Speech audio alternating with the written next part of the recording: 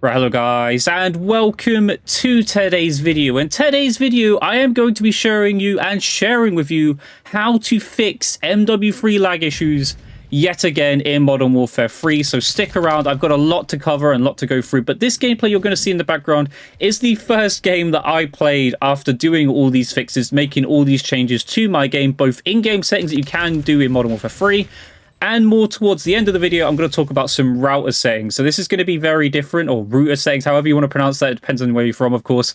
But your router or router is going to have some very important settings you are going to want to change in order to make Modern Warfare 3 more stable and have less connection issues, less lag in all aspects. So the first thing I'll talk about is going to be input delay. Now, what I'm going to share on the screen is different screenshots of the settings that you need to change for various different reasons that will actually reduce input delay in the game. But like I said, the gameplay in the background speaks for itself. You're going to see how crisp my hit detection is. You're going to see how great the gameplay is. And this is constant now. Like, this is every single game for me. The hit detection, the gameplay, it is exactly how Call of Duty is supposed to play and how it's supposed to feel. So I can't, give it more justice than this gameplay itself.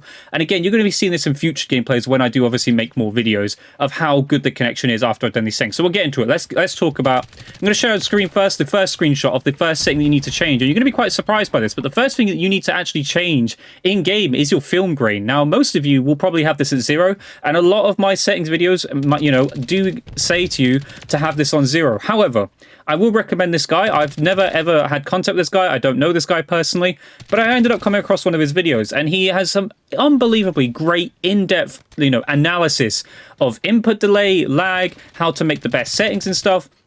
So this isn't stuff that I found. This is stuff that I kind of learned from another YouTuber. So his name is Daniel ZH.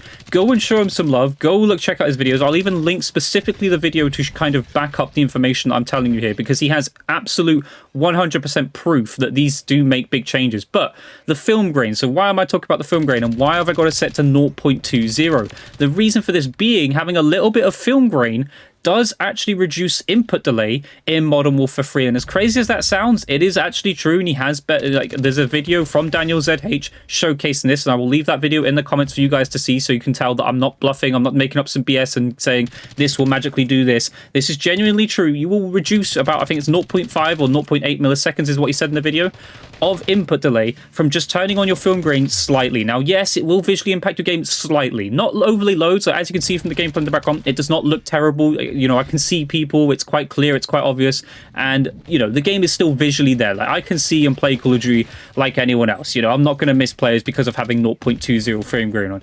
But for whatever reason, having 0.20 film grain on does reduce your input delay by 0.8 milliseconds. That's quite big for Call of Duty. Call of Duty, we're talking like 100 to 300 milliseconds, of gunfights, like lasting that amount of time. So 0.8 milliseconds is quite a big chunk to shade off. And of course, with these other settings I'm going to share with you that you need to change, we're obviously going to add it up more and reduce your input delay even more. And that's why we're going to move over to the next setting, which is your fidelity cast. Now, this I've always suggested as being on as well. Having this off will dramatically make the game look less visually stunning. I will admit that. Like, the fidelity cast does massively boost up how good and visually the game looks.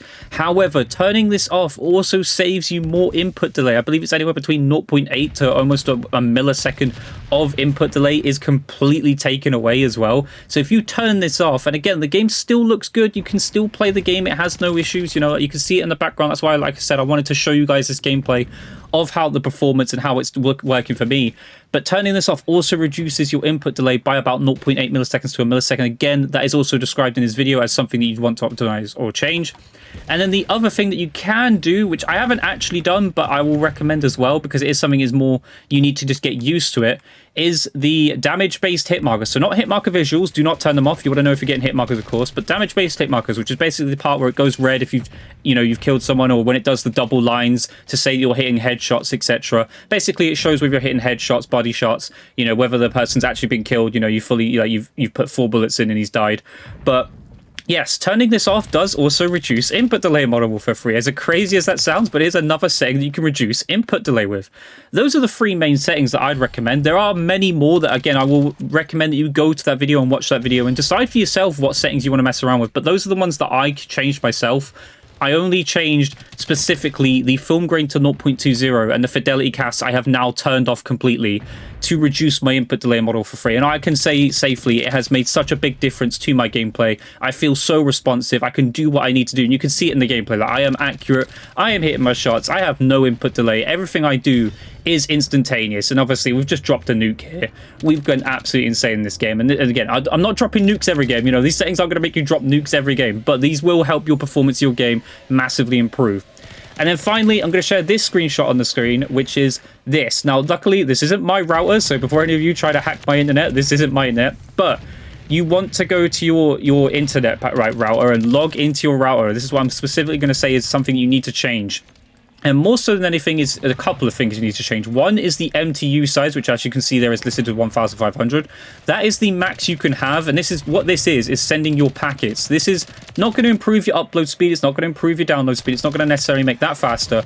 But it will make the delivery of the packets that you have to send from your console to the game server faster if they are done, you know, if they're not split packets. Basically, this stops you from splitting packets and getting those horrible lag issues where, you know, when you start to freeze and stuff, that's the game being unable to send your packets when you want to send those packets across to the server. So what you want to do, and I have done this myself, and you guys can try this as well. I'm not going to guarantee this will fix it for everyone. This might even mess it up. So if it does, go back to default, go back to whatever your root or router settings were, but change your MTU size to 1492. So 1492. Make sure you go to this page, however you get to it on your router. Again, it's going to be different for every single router, so I can't show that on screen for every single router.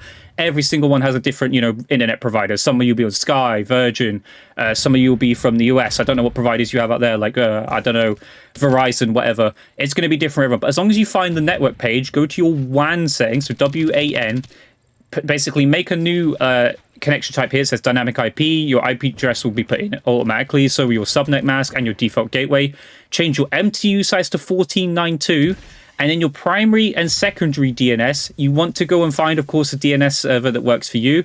I will list again, I will put the DNS, I can't remember off the top of my head, but I will put the DNS that I use in the comments down below that you want to use as well, because that is also something else that I do change with this. And those two things, changing the MTU size to 1492, has left me with no issues with packet issues. Like, there is no... I'm not losing, I'm not freezing in games. I'm not having enemies freeze in front of me. There is no freezing whilst I'm playing. It has genuinely completely stopped since I changed the MTU size to 1492. Now, on my Xbox, it does actually register it as 1480. However, I did have it set on my router to be 1500. And ever since I changed it to 1492, no freezing, no stuttering, no lag issues, none. And I mean absolutely none since changing this. And again, it could also be because I changed the DNS and secondary DNS on my router completely, which I will leave that in the comments what one I use. But I would ultimately suggest you go and find the DNS that works for you, because it will be different for everyone, because obviously I'm from the UK, some of you will be from the US. You might want to use the Google DNS instead, which I will also leave that down there. I'm going to leave both down there, actually. I'll leave both the options. I'll leave you my DNS that I use and then the Google DNS, because Google DNS is pretty much a safe one for everyone to use and will probably improve your performance. But this is everything that will help you fight lag, reduce input delay, fix your stuttering in Modern Warfare 3. Let me know if it works for you. I hope the gameplay showcases to you what, you know, how good this does, you know, how good these settings are. But let me know if there's anything that goes wrong. I will happily answer any questions in the comments down below. But I hope you guys enjoyed today's video. If you did, leave a comment, leave a like, subscribe, notifications on. I'll catch you guys in the next video. Goodbye.